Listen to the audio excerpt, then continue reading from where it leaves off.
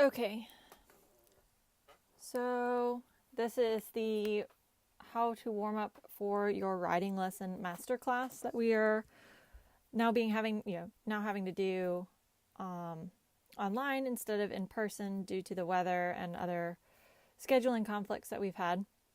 So you'll notice that I've got my horse clean. He wears boots because we do lateral work and I don't want him whacking himself. If you would like the horses to wear boots, let me know. I can show you where the school boots live and teach you how to put them on. So I checked over my tack, made sure that it was put on correctly, and then did my warm-up exercises. I figured you guys know these. It's the arm circles, ear, tail, toe touches. You can take your feet out of the stirrups, roll your ankles around. Jumping position at the walk. And so we're going to speed this up here so that way you guys don't have to watch me walk for 10 minutes. I like walking my horses for 10 to 15 minutes before I start real work. It's because that allows the horse's body to warm up correctly. It allows the tendons and ligaments to warm up correctly, just like we need to warm up our bodies. The horse needs to warm up their body. And the horses don't have the thought process to do that for us without us helping them along. You'll notice that I change directions frequently. I ride all sorts of figures and shapes, 20-meter circles, diagonal changes. I'll vary from a 20-meter circle to then riding dressage corners. It was lovely that we have a dressage arena set up to where I could do this for you guys, and have this put out. So when you're warming up your horse, the idea is that you're trying to figure out where you're stiff or where the horse is stiff, and just preparing yourself for your lesson, both mentally and physically.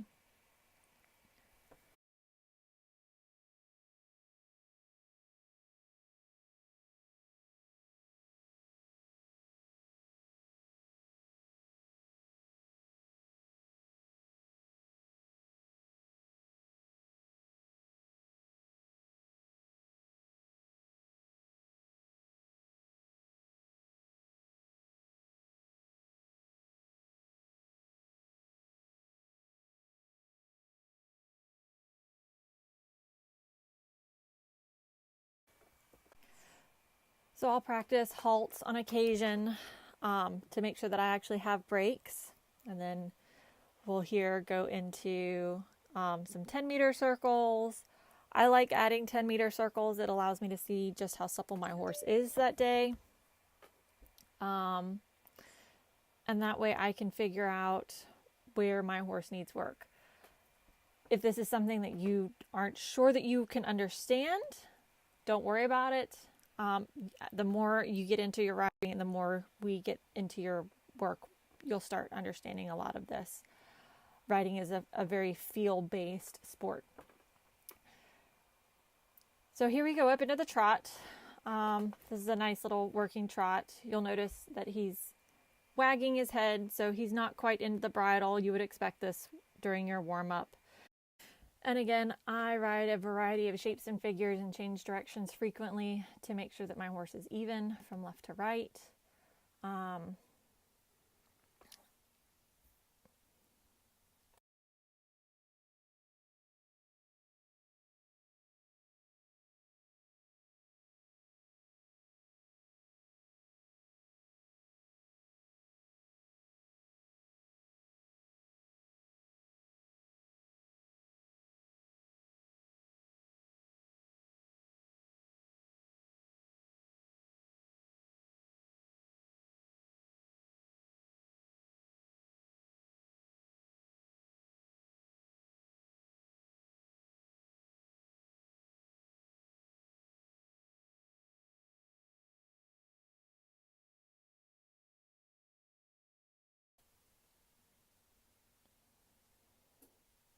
So then here we'll just give a little gap. It's approximately 3 minutes later. You'll see me go, yep. continuing a little bit of my trot work. My horse, since he's a little more warmed up, I'll start adding in some 10-meter circles to challenge him and to make sure that he is going to be actually supple.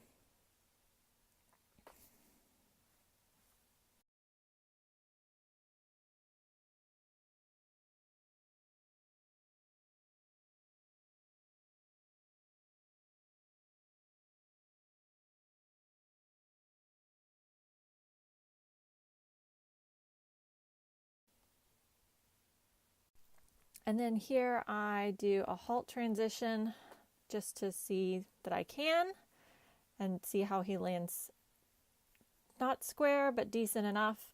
And then I give him a little walk break.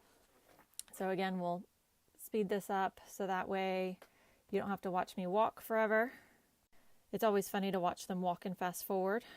Makes him look like he's head bobbing a lot more than he really is. I also like a walk break so I can mentally review what I've done, what my horse needs to work on as far as his trot work, and so that way I have any mental notes to go into my lesson with my instructor.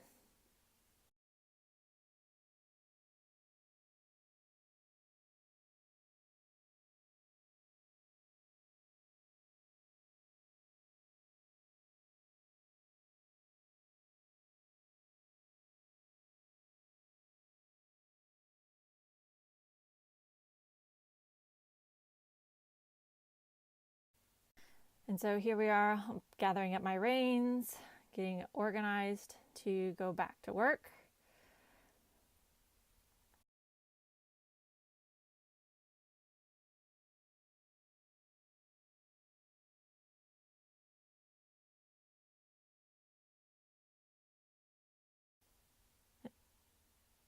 And I didn't quite like that transition, so I decided I was going to do it again. Remember, any transition that you ride that you don't like, redo. And again, I didn't like it. That one was a bit better. Not as through as we would like, but it was better. The goal when you're working on your transitions is that you want to ride about 100 transitions every ride. That's to get your horse to be more rideable. You don't have to count every single one, but it does help. That one was much better there.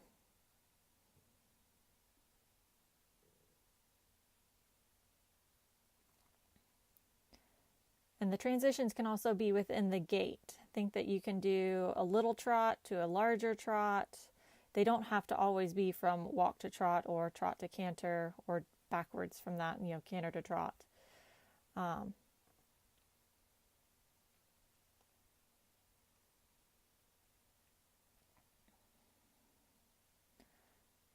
So yeah, when you have a lovely dressage box, it's nice to practice your center lines as well as other figures.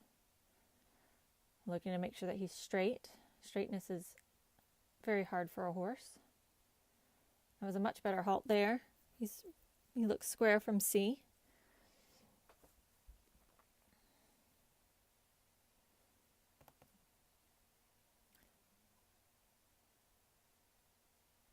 And then I go into canter this horse from a 20-meter circle in the middle letters. That's because this horse is showing beginner novice, so most of his transitions are on a turn.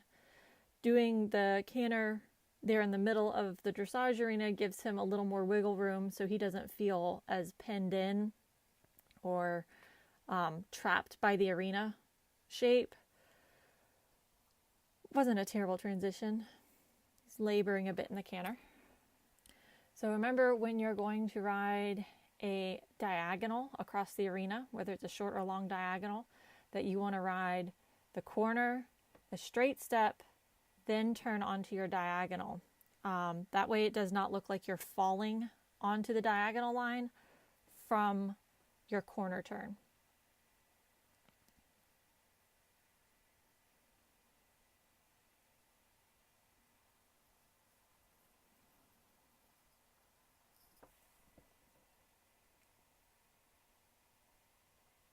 Figured you guys didn't need to see an extra trot circle. And there's a nice left lead canter. He was having a hard time with his left lead canters today, so you'll probably see me school a couple of them here in the next couple turns. This is something that he and I have been working on, and it's a known issue with him that he wants to just kind of resist and come above the bit in the transition. So that's just something we're working on.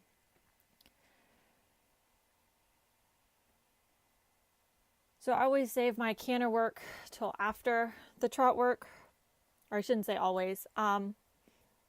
Most of the time the canter work comes after the trot work. If it's a horse that you know, like Zoomer, who benefits from cantering early in the warm-up to help their bodies warm up.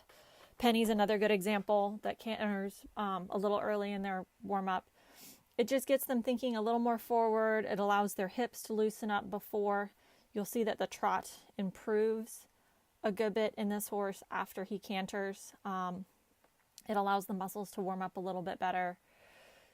So if you know that the horse that you're on does better with an earlier canter, and that's that's something you can do. It's also something to play with your personal horses if you have your own, or if you lease a horse, to see how things change after the canter.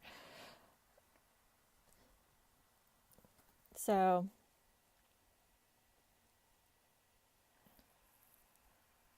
warming up for a lesson is more of just preparing yourself physically and mentally, both you and the horse. It's not a lot of work. It's not complicated. If all you do or all you feel comfortable doing on your own is walking and trotting, you probably don't need as much time. I generally warm up for anywhere from 20 to 25 minutes before I go into my work. And here you'll see that I have a walk break after my canter.